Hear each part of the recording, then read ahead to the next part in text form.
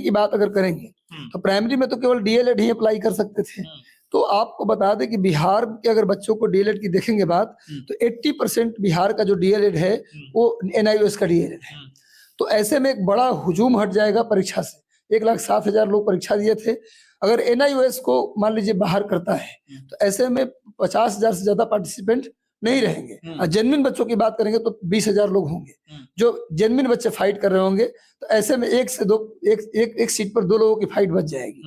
तो निश्चित रूप से कट ऑफ पर भी इसका असर पड़ेगा। कट ऑफ सर एक बार बोल दीजिए। बिल्कुल, अगर पिछली बार की देखेंगे आप तो पिछली बार मैंने बताया था 80 +- 2 कट ऑफ प्राइमरी में। लेकिन अब जब क्वालिफाइंग हिंदी हट गया, साथ में पेपर आसान है, एनआईओएस हो सकता है कि बाहर हो जाए। तो ऐसे में अगर मान लीजिए एनआईओएस अभी घबराए नहीं, एनआईओएस वाले उनको लेकर के बता रहे हैं, उनको लेकर के अगर बताएंगे तो ये कट ऑफ जो है हिंदी के हटने से, क्वालिफाइंग हिंदी के हटने से, आंसर के आने से 2-3 नंबर का अंतर पड़ेगा हर कैटेगरी में।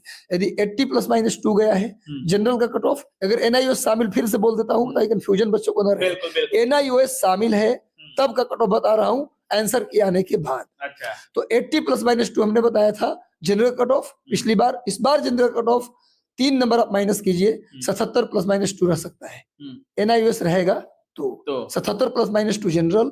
अगर बात करते हैं जनरल गर्ल्स की, जनरल गर्ल्स की बात करें तो ये रह सकता है, मुझे लगता है 4 नंबर आप माइनस कीजिए, 72 +- 2 रह सकता है जनरल गर्ल्स का। अगर BC2 और EWS बॉयज की बात करेंगे तो ये रह सकता है 70 +- 2।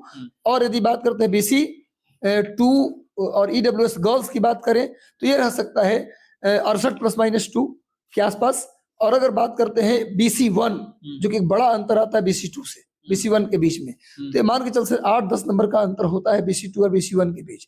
जनरल BC2 के बीच जो इतना अंतर नहीं होता, उससे ज्यादा अंतर होता है BC2 और BC1 के बीच।